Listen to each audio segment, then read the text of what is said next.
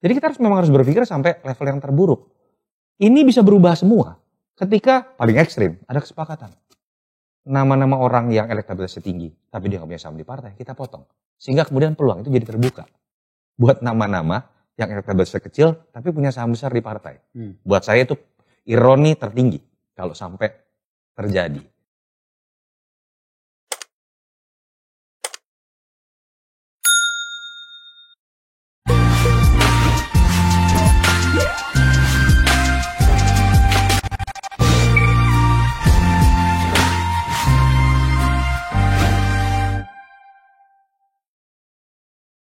Wajah politik kita menuju 2024 semakin terang tergambarkan kalau dalam bentuk puzzle itu sudah hampir sempurna puzzle-puzzlenya. Ada beberapa orang di Republik ini yang harus kita dengarkan ketika kita berbicara tentang bagaimana puzzle-puzzle itu kita rangkai dan kemudian menjadi wajah. Salah satunya orang yang duduk di depan saya, Yunarto Wijaya. Itu Carta masih ya? Masih. Saya itu nggak bisa lupa Carta, bro. Kenapa? Sebagai pemain baru di politik, kalian memberikan saya penghargaan. Oh iya. Walah, saya tadi lupa malah pas gini ini. Jadi ini adalah pemenang Carta Politika Award 3, pemenang kategori politisi partai oposisi. Iya betul. Dan you tahu nggak siapa yang bersamaan saya terima ini dulu? Ingat nggak? Di Taman Ismail Marzuki. Di Taman Ismail Marzuki. Bukan di Taman apa namanya nih di Kuningan gitu. Usmar Ismail. Usmar Ismail. Ya. Teman-teman siapa? Ingat nggak waktu itu? Presiden Republik Indonesia salah satunya. Ya, Carta Politika pernah memberikan regional leader of the year ke Pak Jokowi, oposisinya Bang Akbar Faisal. Bang Akbar Tanjung. Kang Saan Mustafa. Kalau saya nggak salah ada Bang Akbar Tanjung. Dahlan Iskan juga. Dahlan Iskan. Jadi kita nggak bisa lupa, bro. Setidaknya 2010. 12 tahun lalu ya? Iya, 2010. Ternyata ya. Dan waktu itu saya belum tahu cara menerima penghargaan seperti ini. Oke, Tok. Siap. Seperti pembacaan saya tadi itu, bahwa ada beberapa orang yang harus diajak bicara. Carta Politika masih mengeluarkan riset-riset dan hari ini juga kita akan menampilkan survei terbaru Anda. Ya. Tapi saya mau tanya begini, masih bantuin Pak Jokowi? Presiden harus terus dibantu dong. Bukan, maksud saya masihkah intens diajak berbicara? Ya saya terbuka lah, saya nggak bisa dengan naif mengatakan saya tidak dekat dengan Pak Jokowi ya. Tadi akhirnya terbuka tuh cerita kedekatan Pak Jokowi pun sebelum beliau jadi gubernur DKI dan memang saya mengambil sikap pun saya terbuka pada 2014 dan 2019 sebagai pengamat saya tidak netral. Kenapa? Memang filosofi saya terhadap diri saya, pengamat harus independen dan objektif. Yang netral itu patung, manekin. Gitu. Ada nilai yang berbeda dari dua pasang, dari dua pihak yang bertarung. Kebetulan Pak Jokowi saya anggap sebagai sebuah terobosan membawa perubahan perilaku pemilih, terutama pada saat dia maju di Gubernur DKI dan efeknya sampai sekarang dengan segala macam naik turun perubahan perilaku pemilih ya. Dan ya memang sering diajak diskusi sebetulnya terkait riset juga ya kalau Pak Jokowi dan termasuk ya kalau kemarin Pak Jokowi orang yang sangat mengikuti menurut saya terkait dengan data perubahan approval rating itu nomor 1 sebetulnya ya bicara juga 2024 walaupun saya nggak mau mengklaim hanya saya saja teman-teman lain mungkin Mas Burhan mungkin Mas Saiful Mas Hasan Nasbi juga saya dengar juga sering diajak diskusi juga. Kan kelebihan Pak Jokowi kan mendengarnya itu. Saya tidak sedang menyalahkanmu dengan itu. Saya enggak. Yang saya mau katakan adalah saya berbicara dengan orang yang tepat kalau kemudian saya ingin membaca dan kita harus membaca bagaimana gerak tubuh dan pikiran Pak Jokowi. Masalah Jokowi itu orang yang paling susah dibaca. Ya, karena seperti yang saya buka tadi, gambarkan tadi bahwa untuk 2024 faktor Jokowi harus kita hitung. Ya pasti. Kita akan bicarakan itu nantinya. Juga memang saya harus katakan ya memang tahun 2014 karena waktu itu kan saya betul mengambil peran yang cukup besar. Waktu itu Toto bertanggung jawab untuk wilayah Kepri Jambi ya. Ya Sumatera. Sumatera gitu loh. Ya. Pada suatu waktu Toto telepon saya, Bang Posisinya begini, karena waktu itu kan saya di tim kampanye, sekretaris satu tim kampanye. Sebelum ditantang transisi. Ya, sejujurnya waktu itu khawatir juga kita ya. Ya, sangat khawatir. Burhanuddin Muhtadi di Banten, betul. Kan gitu. Dan waktu itu mengatakan kita masih kalah di sini, tapi tidak terlalu jauh. Ya. Yang memang kan problem kita hari itu di Jawa Barat ya. Jawa Barat, sampai 2 kali pemilu pun tidak berubah. Waktu itu kita kalahnya itu 34% kalau sekitar segitu. Gila gitu. Ya, Pak,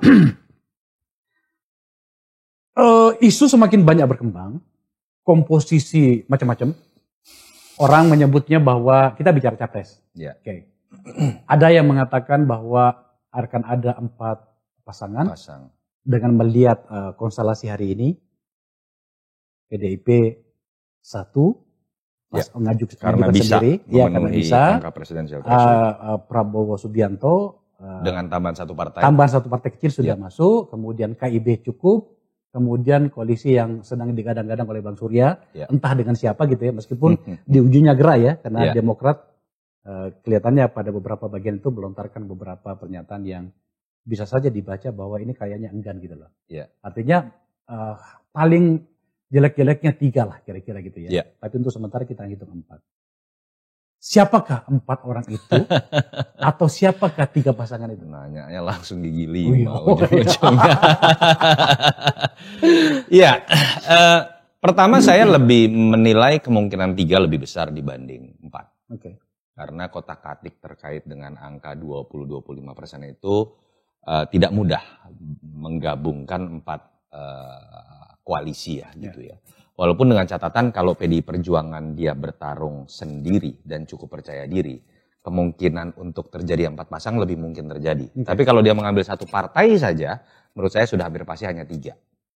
Nah, pertanyaan kemudian adalah apakah jumlah-jumlah partai tadi itu kompatibel dengan jumlah kandidat berdasarkan survei yang memang juga jumlahnya 3 atau 4 gitu kan. Itu kan kita bisa lihat siapa yang kuat dan berapa banyak yang kuat kan.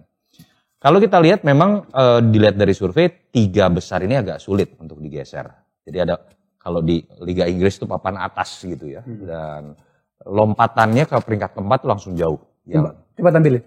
Ini ada risetnya. Nah ya, ini kalau kita lihat dari 10 besar ini dan saya pikir tidak terlalu jauh berbeda dengan data. Saya sempat lihat ada Mas Burhan sempat hadir juga di acara ini. Kalau kita lihat memang 3 besarnya ini dari 2 tahun terakhir sebetulnya itu Ganjar, Prabowo, Anies. Cuma ada pergeseran memang sebelumnya ini Pak Prabowo paling tinggi. Bahkan Ganjar peringkat 3. Ada sebuah momen semenjak 2021 pertengahan sampai akhir Ganjar ini mulai ada di posisi pertama. Stabil. Dan stabil begitu ya. Dan kalau kita lihat momennya menarik juga. Ini momen yang pernah terulang dari masa-masa pemilu presiden sebelumnya. Ada sebuah pola bahwa siapa yang terzolimi oleh sebuah momen, dia mendapatkan wow effect untuk kemudian lompat. Kita tahu kisah Pak SBY dengan almarhum Pak Taufik Kimas ketika dikatakan Jenderal Taman Kanak-Kanak langsung lompat saat itu surveinya. Saya ingat sekali kalau tidak salah 5 Maret 2004. Lalu Pak Jokowi juga harus berterima kasih dengan momen yang didapatkan dengan Pak Bibit Waluyo pada saat beliau masih wali kota, dikatakan wali kota bodoh. Dan dengan sigapnya Pak Jokowi mengatakan saya memang wali kota bodoh. Pada titik itu kemudian lompat. Jadi bukan SMK loh. Momen pertama yang jadi wow effect buat Pak Jokowi itu pada saat ada konflik dengan Pak Bibit Waluyo. Terzolimi juga. Kalau dalam kisah bawang merah bawang putih dia jadi bawang merah. Dan memang sinetron kita mengatakan yang terzolimi yang menang kira-kira kan begitu kan. Ini menarik secara sosiologis tapi Ganjar juga kemudian kalau kita lihat sebetulnya memang 3 besar tapi kemudian stuck. Kalau kita baca dari 2019 sampai katakanlah 2020, awal 2021. Tapi kemudian di pertengahan 2021 ada momen skalanya tidak sebesar yang dialami Pak SBY 2004 dan Pak Jokowi sebelum maju di Gubernur DKI ya. Tapi di internal partainya saja dengan tidak diundang di sebuah acara Jawa Tengah. Dan kemudian muncul isu itu. Yang sekarang pada skala yang tensinya tidak panas, tapi tetap posisi dia seakan-akan terzolimi. Karena orang mengatakan ada perebutan untuk menjadi capres dan berhadapan dengan sosok yang katakanlah darah biru di situ, pemilik partai. Dan pada titik itu secara bersamaan kok ada kenaikan elektabilitas juga. Memang ini hipotesa saja ya, tapi ada pola yang sama yang didapat oleh Ganjar dalam setahun terakhir dengan peristiwa seperti itu pada skala yang lebih kecil tapi sama-sama terzolimi yang menyebabkan angkanya naik. Okay. Nah, Prabowo kita tahu hanya karena menurut saya modal yang dia dimiliki bukan hanya 2 kali maju sebagai capres, pernah sebelumnya bahkan maju sebagai cawapres. Dengan angka sebagai capres pun tidak kecil, di atas 40%, Bang. Ya.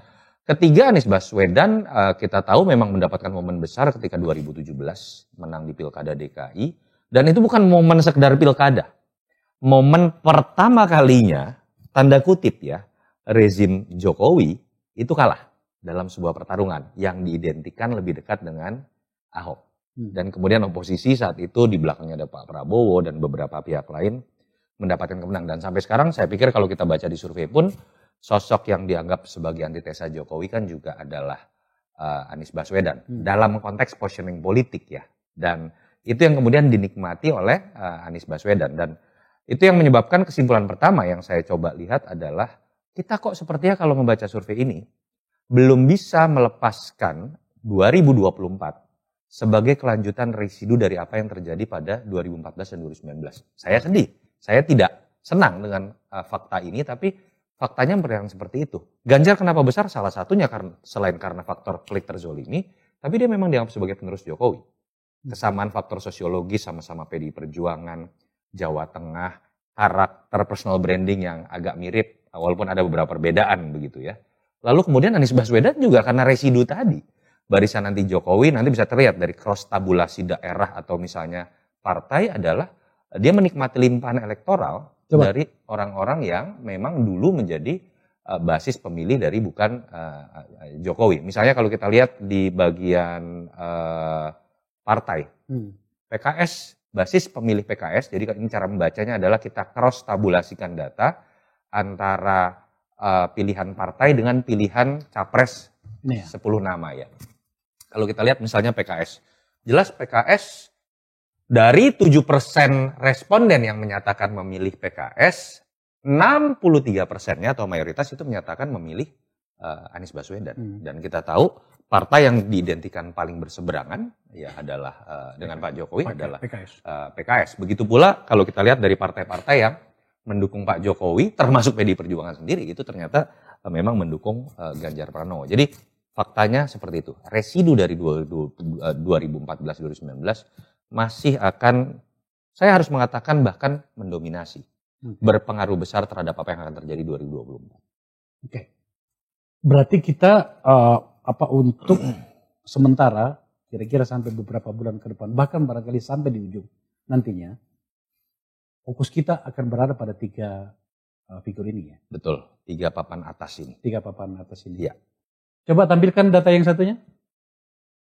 Ini untuk kewilayahan ini, penjelasannya gimana nih Toh? Ini sama ya, kita coba cross tabulasikan antara jumlah pemilih di masing-masing daerah. Jadi kan kalau jumlah responden yang mewakili daerah seluruh keseluruhan di Sumatera itu kan ada 20,8% dari keseluruhan pemilih di Indonesia. Begitu pula DKI Jakarta 8,3%. Dan seterusnya. Kita pengen lihat nih, basis kekuatan dari masing-masing calon ini ada di mana. Nah ini tadi sebenarnya menjustifikasi juga Bang Akbar apa yang kita sebut sebagai bagian dari residu pertarungan sebelumnya.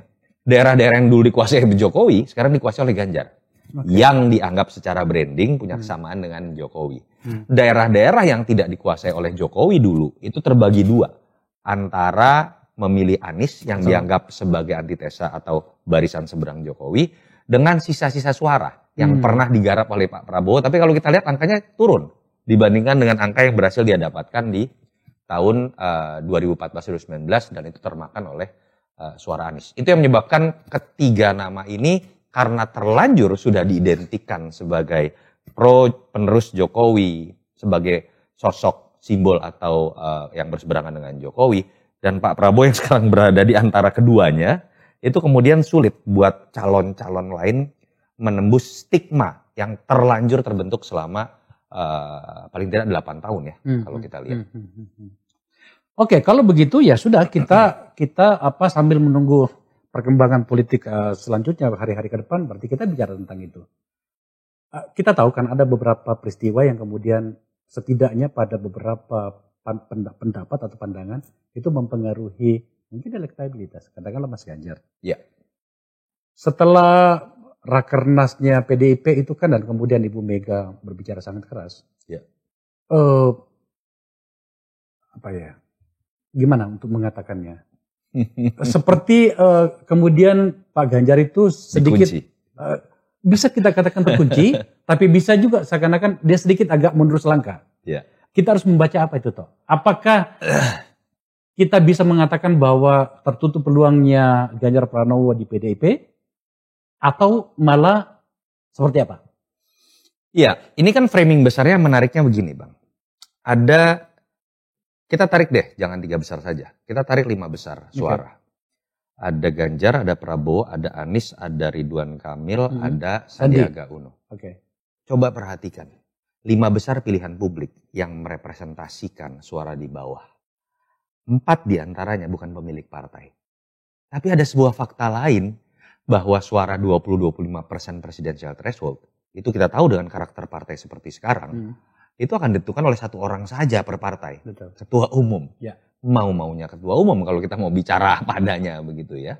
Prerogatif sepenuhnya begitu kan. Bahkan tanpa alasan pun bisa gitu dilakukan kan. Ya. Jadi ini ada fenomena yang menarik.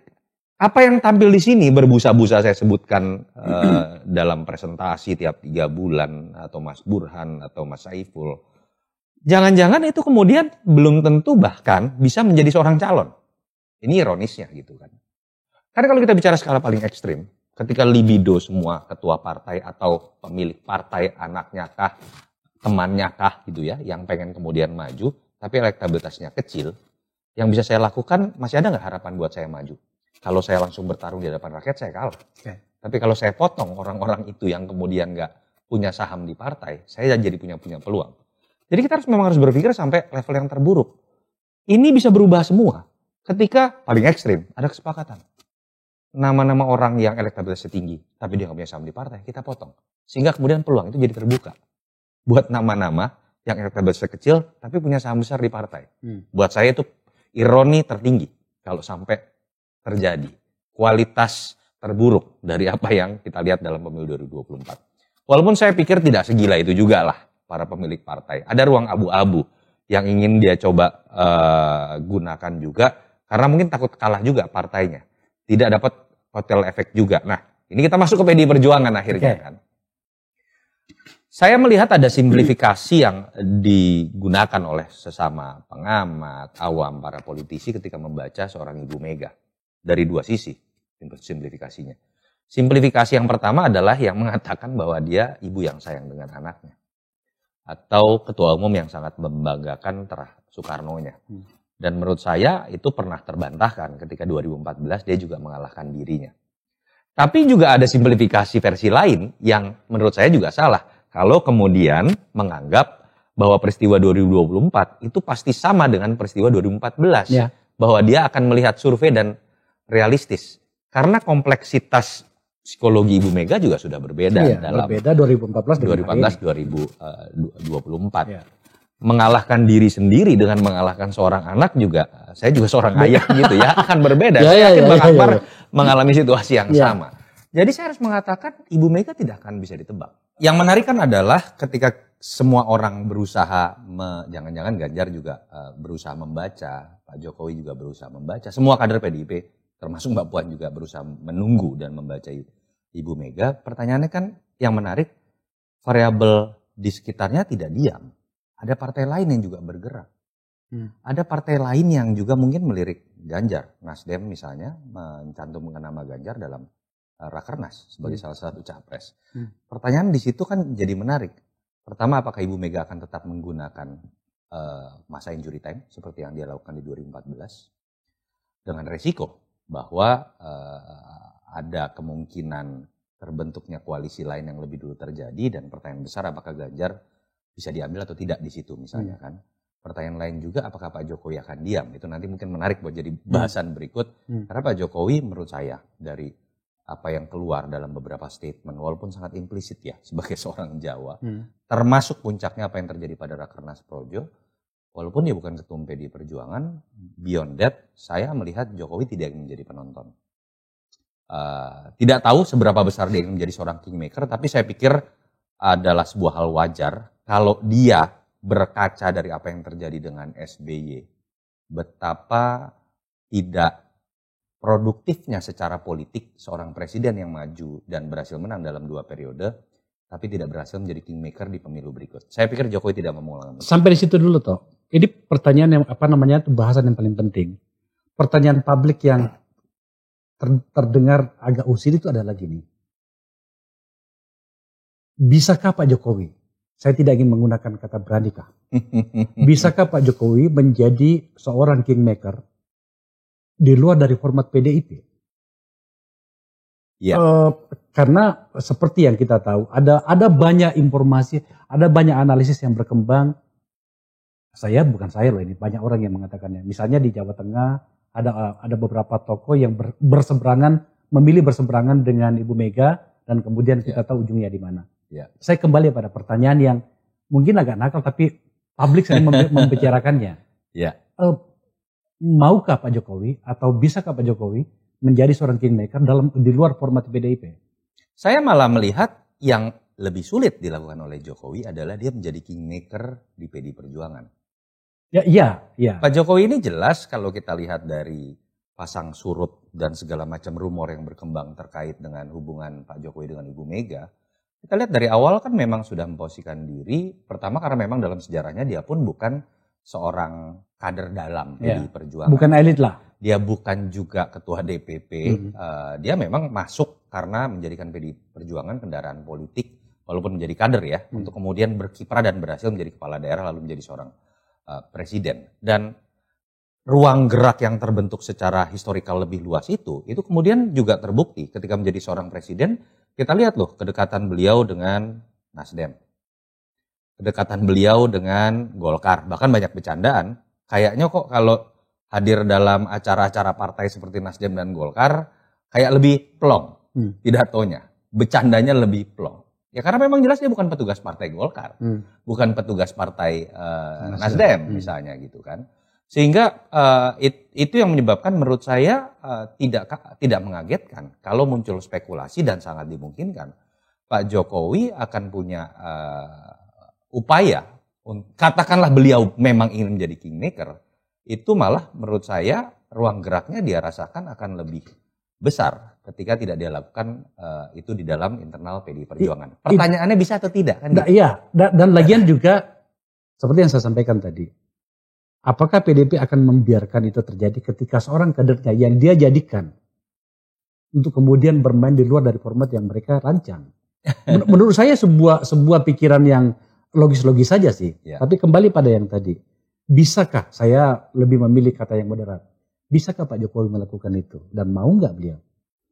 Sederhana, pada akhirnya kan kita harus melihat Jokowi bukan dalam kapasitas dia sebagai seorang Jokowi dengan kemampuan berkomunikasi, kedekatan, memainkan irama dengan berbagai macam rumor yang kita tahu ya, kemampuan beliau seperti itu.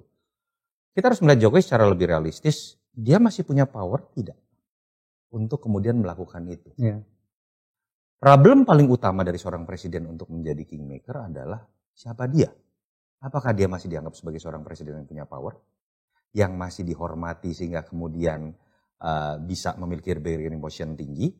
Itu kan tidak terjadi pada SBY misalnya. Ketika 2012 sampai 2014 approval ratingnya selalu di bawah 60%. Presiden yang menang dengan angka sangat besar di 2009 tapi menjadi penonton ketika 2014. Yeah. Bahkan ketika besannya sendiri maju dia tidak berani menyatakan dukungan. Itu berimplikasi loh sampai sekarang kepada Demokrat menjadi partai yang tidak menyatakan diri oposisi, tidak juga mendukung pemerintah. Yeah. Makanya ada istilah kemudian muncul partai penyeimbang. Penonton terus-menerus. Yang kan? Saya agak kesulitan menerjemahkan maknanya apa. Gitu. Ya artinya kan yang tadi saya sudah sebutkan, saya meyakini Jokowi belajar dari situ. Nah pertanyaannya apakah Jokowi akan menghadapi situasi yang sama? Lemdak atau tidak? Ketika dia lemdak sudah pasti dia tidak bisa menjadi kingmaker. Satu, kelemahan yang selama ini ada pada Jokowi malah menjadi kelebihannya. Ketika dia adalah petugas partai, menjadi ledekan selama ini. Tapi keleluasan dia kemudian untuk bisa berkomunikasi dan memiliki hubungan atau ikatan dengan partai lain menjadi lebih terbuka dibanding SBY yang dulu adalah ketua umum Partai Demokrat. Mungkin begitu toh, tetapi saya kan mengundang beberapa kawan ke sini. Katakanlah yang sedang kita bahas ini kita bawa dalam format KIB lah misalnya. Ya. Di situ ada Golkar, ada P3, ada PAN ya. Ya. Ini partai-partai yang berpengalaman loh. Apakah kemudian mereka mau begitu saja terkondisikan oleh Pak Jokowi sebagai kingmaker tadi itu di saat yang ada di bayangan mereka terlalu jauh. Maksud saya begini, katakanlah misalnya Mas Ganjar dibawa ke situ. Seorang pimpinan KIB datang ke sini di belakang layar mengatakan, ya tunggu dulu kira-kira gitu kan, gitu ya. Apakah ini tidak akan menjadi ganjalan Pak Jokowi untuk menerjemahkan diri sebagai seorang kingmaker? Pertama, yang tadi saya sebutkan, dia hanya bisa menjadi kingmaker pada syarat utamanya adalah ketika dia masih dianggap punya bargaining position tinggi, dia punya power. Itulah yang menjelaskan, kalau menurut saya, kesepakatan itu harus dilakukan jauh-jauh hari.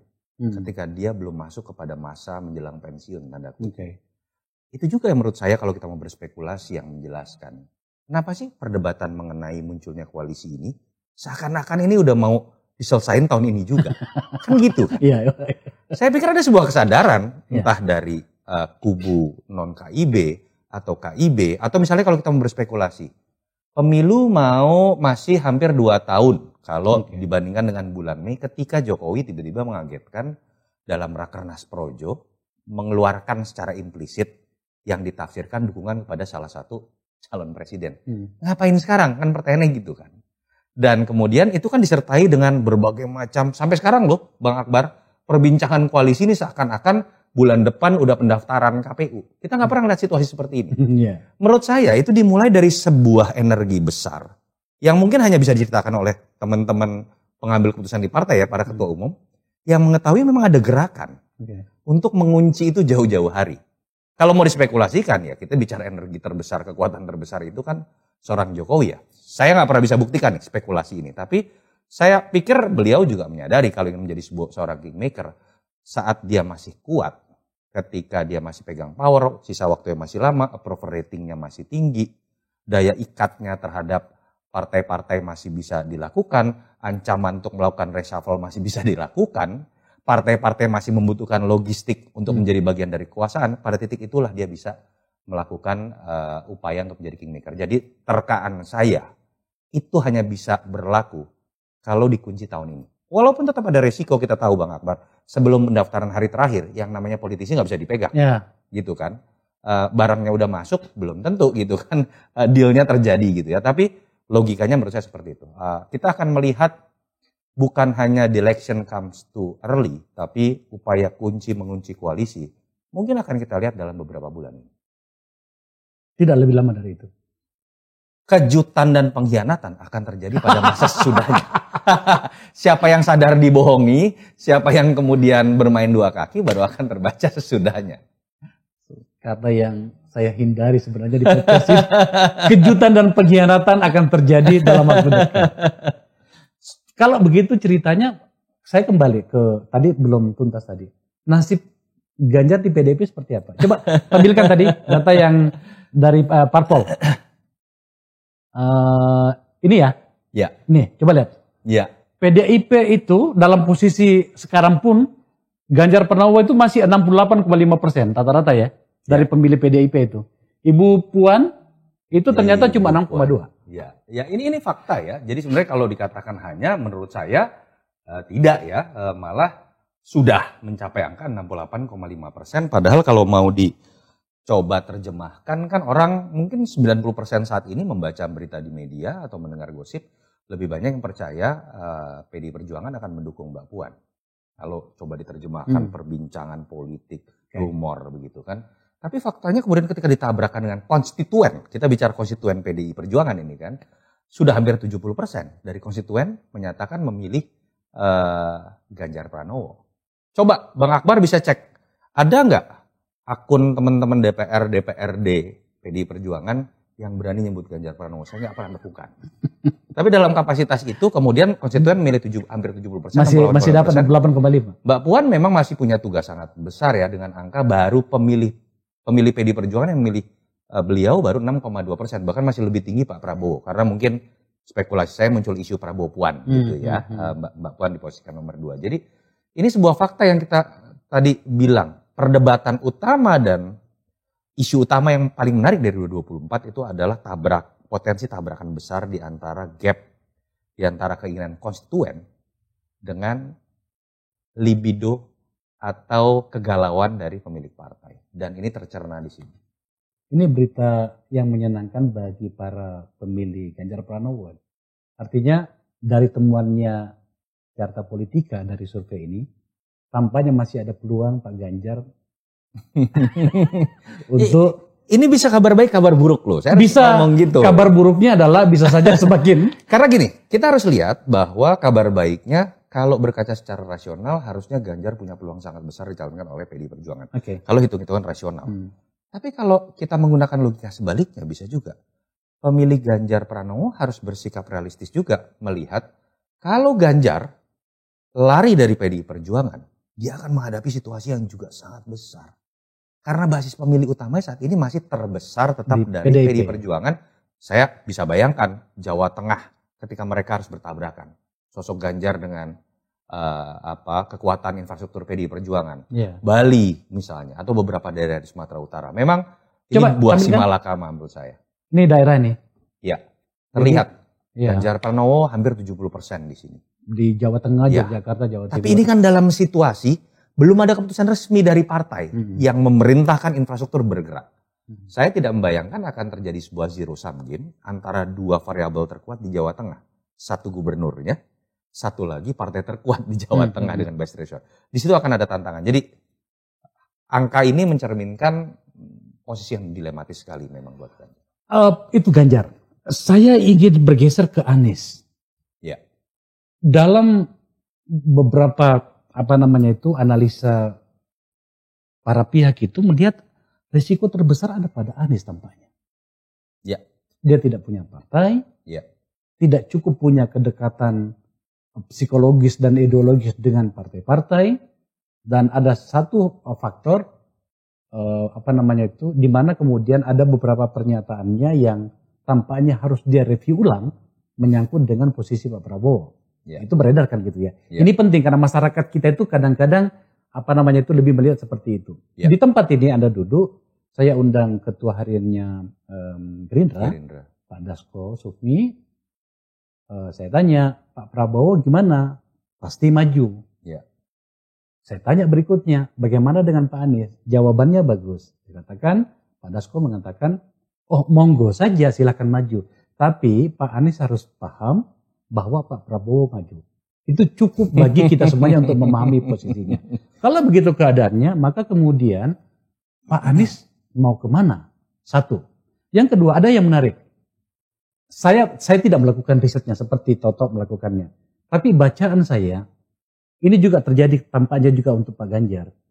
Dua tokoh ini, itu pemilihnya itu di memori mereka itu tidak sebagai wakil presiden jagoannya. Iya, betul. Di memori para pemilihnya tadi yang kita bicarakan tadi itu, mereka adalah 01 alias calon presiden. Ya. Artinya risikonya kalau kemudian ternyata realitas politiknya kelak mereka hanya ditempatkan atau punya peluang untuk menjadi wakil presiden, saya tidak terlalu yakin militansi pemilihnya tadi itu akan tetap sama. Ya. Apa analisanya Toto? Iya sama. Tadi hipotesa Bang Akbar yang terakhir menurut saya bisa kita kaitkan dengan bagaimana munculnya nama Ganjar dan Anies tadi ya. Mereka menjadi besar karena punya sebuah terjemahan personal branding yang menerjemahkan dua arus besar dalam dua pemilu sebelumnya. Penerus Jokowi tadi dan simbol anti Jokowi. Sehingga tidak salah kalau kemudian mereka dalam benak para pendukungnya memang harus jadi nomor satu. Karena ini simbol kalau kita mau jatuhkan rezim atau berubah dari rezim Jokowi. Yang satu lagi kalau kita pengen legasinya dilanjutkan harus orang seperti Ganjar. Misalnya seperti itu. Yang hilang identitas ini Pak Prabowo dalam konteks itu gitu ya. Nah itu yang menyebabkan tidak mudah memang kemudian menempatkan dua sosok ini dalam kapasitas terjadinya kompromi elit untuk menjadi nomor 2. Atau misalnya ketika menggabungkan dua sosok ini. Kalau di survei pasti tinggi. Karena dua-duanya punya angka matematika politik yang tinggi. Tapi ketika itu diterjemahkan menjadi sebuah gerakan, ketika dua kelompok pemilih yang selama ini betul-betul berseberangan ini harus bekerja bareng, menurut saya tidak mudah. Di situ akan ada minyak dan air, ada tadi militansi yang kemudian berkurang, potensi bahkan perbedaan pandangan dan konflik bisa terjadi. Itu yang menurut saya memang menyebabkan posisi Anies dan Ganjar sulit untuk ditempatkan di nomor 2. Nah, masuk kepada pertanyaan mengenai Anies, memang kalau hanya diterjemahkan menjadi barisan konstituen, dia adalah orang yang dianggap paling mewakili partai-partai termasuk yang berseberangan dengan Jokowi. Tapi kan di situ nggak serta-merta kita menilai partai-partai ini akan memberi dukungan kepada Anies hanya didasarkan pada data itu saja. Yeah. Partai ini kan punya kepentingan sendiri. Yeah. Contoh, ketika berbicara mengenai ada PKS. Pertanyaannya adalah PKS tidak bisa sendiri. PKS misalnya harus menggandeng yang paling sering disebutkan ada Nasdem yang memang menyebut nama Anies dalam rakernasnya. Pertanyaannya adalah ketika Anies dideklarasikan oleh Nasdem misalnya, apakah Nasdem siap menjadi barisan oposisi dari pemerintahan Jokowi? Kalau memang dikategorikan Anies berseberangan dengan Pak Jokowi ya. Ada juga partai ketiga, tidak cukup loh dua partai ini, Demokrat. Problemnya adalah Demokrat itu adalah partai fans club istilah saya ya. Partai yang dibentuk ya memang untuk menjadi kendaraan politik SBY, sekarang Yudhoyono yang lain begitu ya, udah berpindah ke AHY. Ambisi terbesarnya adalah menggolkan AHY. Pertanyaannya kan adalah bagaimana mendudukan ini? Oke, katakanlah ada isu Anies AHY. Apakah sudah pasti Nasdem menerima posisi ini? Apa untungnya? Apa untungnya juga buat PKS dalam konteks seperti itu? Jadi itu yang menyebabkan memang tidak salah juga kalau orang mengatakan posisi Anies tidak mudah untuk kemudian dipastikan maju walaupun elektabilitasnya selalu masuk dalam 3 besar. Sampai pada poin ini saya tahu lah, saya itu selalu gelisah menyangkut dengan hal ini ya. Yakni bagi saya pribadi dengan seluruh problem partai politik kita harus memberikan penguatan terus-menerus. Ya. Sebab kita sudah memilih sistem itu. Ya. Apa yang saya maksud, setidaknya pada 2 tokoh ini saya berada pada wilayah confused gitu loh. Ada kritikan kepada Anies. Ya. Kenapa Anda tidak masuk pada salah satu partai dan kemudian bertarung dan melalui mekanisme internal di partai untuk mendapatkan posisi-posisi politik yang Anda inginkan. Ya. Selama ini kan Pak Anies tampaknya tidak pernah menunjukkan keinginan untuk memilih salah satu partai gitu ya. Tetapi kemudian ternyata banyak partai yang menginginkan dia. Ya. Oke. Di sisi yang lain Pak Ganjar Pranowo itu punya partai, ya kan gitu ya. Meskipun dia bukan berasal dari elit politik, dia dari kelompok kelompok samping lah gitu kan, bukan kelompok elit utama, arus utama di PDIP. Tingkat kesukaan publik baik di PDIP maupun di luar partai besar, tetapi tampaknya tidak cukup mudah bagi Ganjar Pranowo untuk mendapatkan posisi politik yang diinginkannya. Ya. Bagaimana kita harus memahami ini dalam konteks memberikan ruang yang lebih besar kepada partai politik untuk menjadi penguat demokrasi itu sendiri toh? Iya, ini kan menunjukkan ya dengan segala macam kebanggaan kita tentang demokrasi yang dianggap paling mapan terbesar di dunia. Kita baru berhenti pada level one man one vote. Kebebasan itu baru diberikan dan demokrasi itu di ruang bilik selama 1 menit. Kepada pemilih yang itu pun dipaksa. Ketika penentuan calonnya, Anda terima apapun yang kita putuskan. Kan itu problem utama kan, dan itu terjadi di semua partai. Konvensi yang pernah terjadi pun kita tahu konvensinya memenangkan siapa, kemudian hasilnya bubar misalnya begitu kan. Dan Nasdem tidak berhasil kemudian menjalankan konvensi kemarin, memunculkan 3 saja misalnya. Ini menunjukkan sebetulnya bahwa memang ada ironi besar dari semua, saya harus katakan semua partai ya. Titik demokratisasi dalam sebuah penilaian terhadap demokratisasi sebuah partai itu bisa kita tentukan bukan dari gimmick-gimmick yang terjadi dalam pengambilan keputusan yang nggak penting. Tapi dalam pengambilan keputusan yang paling strategis, presiden itu dalam sistem presidensial, itu hal paling strategis. It's the major of election gitu ya, pemilu mayor. Dan kita tahu sekarang kita gunakan semua bahasa yang digunakan oleh para ketua umum atau bahasa semua kader. Kita tunggu ibu ketua umum, kita tunggu ilham bapak ketua umum, polanya sama. Dan dikungkung lagi oleh sebuah sistem yang memang sudah disepakati mendukung kondisi tersebut. Sudah diberikan prerogatif sepenuhnya hanya pada satu sosok, lalu kemudian mereka sepakati lagi. Ada ambang batasnya loh, 20-25% begitu kan. Ini yang menyebabkan ya tadi istilah kartel, oligarki, dan lain-lain itu terjadi. Dan itu menurut saya yang akan jadi tantangan kita ke depan. Selama sistem ini nggak diubah, kita paksa ada dalam aturan, dalam proses pengambilan keputusan strategis, mau anak muda yang mimpin, mau regenerasi terjadi, kita akan menghadapi situasi yang sama aja. Tampaknya problem kita berlanjut ya? Berlanjut dan ada situasi gini loh Bang.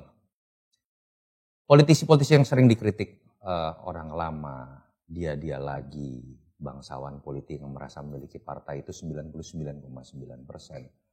Kan memang menghadapi sebuah dilema juga ketika usianya makin bertambah. Dan 2024 ini secara biologis pun memang banyak di antara para bangsawan politik ini yang mungkin mulai berpikir untuk pensiun karena kesehatan, akan meneruskan ke anaknya kah ataukah dibuka secara demokratis gitu kan.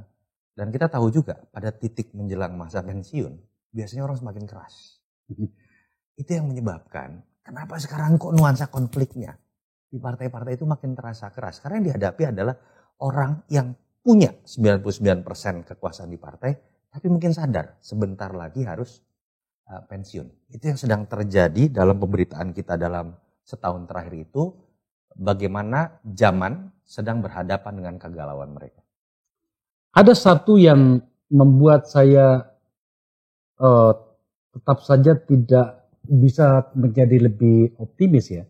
Melihat atau menatap 2024 berikut dengan nama-nama yang kita bahas tadi itu adalah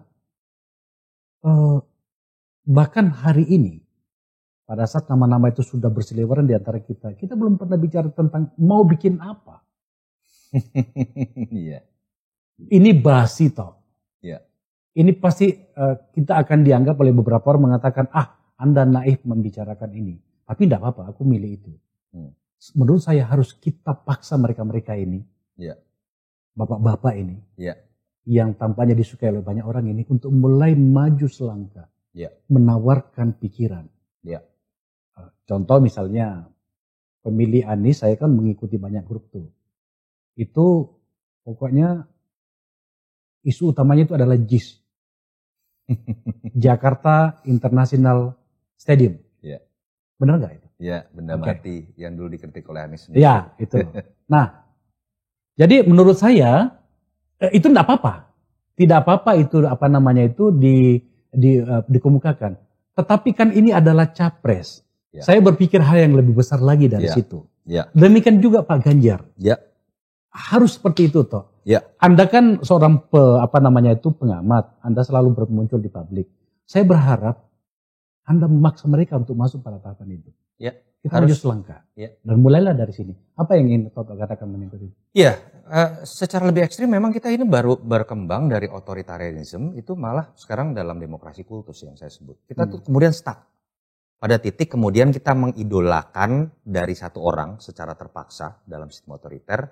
Sekarang diberikan kebebasan untuk mengidolakan lebih banyak orang. Tapi berhenti pada titik itu. Kita berdebat mengenai Jokowi dengan Prabowo. Yang satu lebih suka orang yang merakyat, satu orang tegas. Yang satu orang yang katakanlah berasal dari kalangan sipil, satu dari tentara. Satu cenderung lebih bisa kompromistis, satu lebih bersifat top down. Tapi berhenti pada titik itu dan kemudian kita mengkultuskan itu. Dan itu yang sekarang sedang terjadi juga ketika orang membandingkan Anies dengan Ganjar atau Prabowo katakanlah. Kita masih berhenti pada tataran itu. Yang akhirnya dalam respon para kandidat ini merespon pasar, dia ikut itu juga. Ngapain saya harus pusing-pusing bicara Indonesia 2030, 2029 ketika pertarungan dalam persepsi publik masih di level itu. Ini ironi juga gitu ya. Akhirnya berusaha menampilkan diri lebih pintar, berusaha menampilkan diri lebih dekat dengan masyarakat, pertarungannya masih di wilayah itu kan Bang. Dan saya sepakat, kita contoh loh Jokowi lawan Prabowo. Seakan-akan ada keterbelahan yang luar biasa, menampilkan dua orang yang berbeda. Kan kita berharapnya dua pemikiran yang berbeda.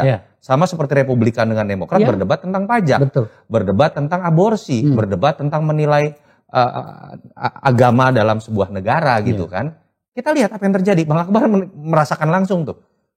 Habis-habisan perbedaannya dikonotasikan oleh publik. Begitu debat apa yang terjadi antara Pak Prabowo dengan Jokowi. Kebanyakan mengatakan saya setuju dengan pendapat Anda. Ingat kan Bang Akbar kan? Ini yang menyebabkan memang ya saya sangat berharap gitu ya. Kita dorong, kita paksa. Oke Ganjar, oke Anies, oke Prabowo.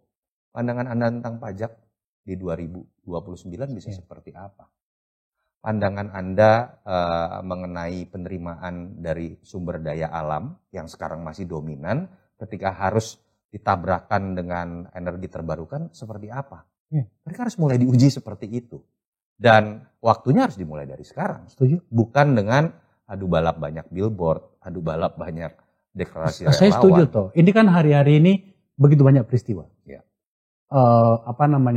Di DPR misalnya ada banyak isu di sana. Bahkan hari ini yang paling besar itu adalah peristiwa yang melibatkan seorang jenderal bintang 2. Ya kan? Yang luar biasa banget itu. Kita berharap itu sudah muncul penyikapan. Betul. Apa pandangan Anda tentang itu? Supaya alam bawah sadar kita sebagai pemilih itu bisa menciptakan harapan kepadanya dan atau sebaliknya mengatakan Anda tidak bisa kita harapkan. Kita akan menjadi sangat baik di masa depan loh. Betul. Setuju nggak? Betul. Dan problemnya satu menurut saya, orang-orang ini bukan tidak memiliki ide tentang negara ya. Saya meyakini kok orang seperti Pak Prabowo dilatih dari masa Orde Baru dan dia ikut menikmati, pernah jatuh juga dan bahkan berkali-kali kalah. Ganjar karir politik dari DPR menjadi gubernur dan Anies juga pernah menjadi menteri walau dipecat kemudian menjadi seorang gubernur, mengalami pertarungan dan pernah dipilih. Ide-ide itu ada pasti di mereka. Saya Tapi percaya. yang satu menurut saya memang juga mereka harus berani untuk mendobrak dirinya sendiri. Menurut saya mereka juga menikmati comfort zone tadi. Ketika membaca masyarakat, saya nggak perlu masuk ke sana untuk menang. Saya cukup masuk menyerap market dengan kesukaan mereka terhadap kultus tadi. Gantengkah, maniskah mulutnya, religiuskah, atau kemudian merayyatkah, hal-hal itu yang kita tonjolkan. Yang terakhir adalah memang keterbatasan secara teknis tapi kemudian menjadi sangat prinsipil. Ini yang menarik ya, Indonesia ini kan bangsa malu-malu kucing. Yang ketika orang ingin mengatakan dirinya berambisi menjadi presiden, dia langsung dijudge oleh publik. Yang malu-malu kemudian malah didukung. Ini problem sosiologis juga, bukan problem dari sekedar elit kita gitu ya. Itu yang menyebabkan kita nggak pernah gitu melihat akhirnya ada orang yang berani mengatakan dirinya ingin maju menjadi presiden dan pemikiran saya ini. Karena yang terjadi di situ kemudian dia akan layu sebelum waktunya. Karena partai kemudian memusuhi, karena kemudian masyarakat menganggap dia terlalu ambisius. Ini juga ada problem kultur yang menurut saya menyebabkan dialektika kita nggak pernah terjadi dengan terbuka dan diakibatkan oleh sisi malu-malu kucing orang untuk mengungkapkan pemikirannya tadi. Makasih tuh. Thank you, Bang Akbar. Tampaknya ini adalah episode pertama dengan Yunarto Wijaya. Karena seperti tahu kan, ini kan podcast saya ini podcast politik dan saya memilih untuk masuk pada ruang itu. Karena menurut saya tidak bisa lagi kita yang mengikuti arus utama yang berkembang di masyarakat, cukup ganteng, baik hati, suka senyum. Tidak bisa. Terlalu besar pertarungan kita di masa depan. Anak-anak kita ini bertanyanya makin gila-gilaan loh. Apalagi anaknya Bang Akbar. Bagaimana masa depan bangsaku, bagaimana aku nantinya, di ruang mana nanti aku akan berada, seperti apa masa depan yang aku hadapi di bangsaku. Itu tanggung jawab kita toh. Dan Anda harus memuji Anda bahwa Anda orang yang harus saya dengarkan dan saya rasa kita semuanya. Thank you. Sekali lagi, Pak, makasih. Thank you Bang Akbar sudah diundang. Mirsa, itu tadi catatan diskusi kami dengan Yunarto Wijaya, seorang pengamat politik, provokator juga. Kadang-kadang provokator, itu ya. Tapi itu tadi, memang saya meminta beliau untuk masuk lebih banyak dan kita next level. Ini yang pertama. Saya akan memaksa dia untuk datang lagi dan kita berbicara lagi. Terima kasih. Thank you.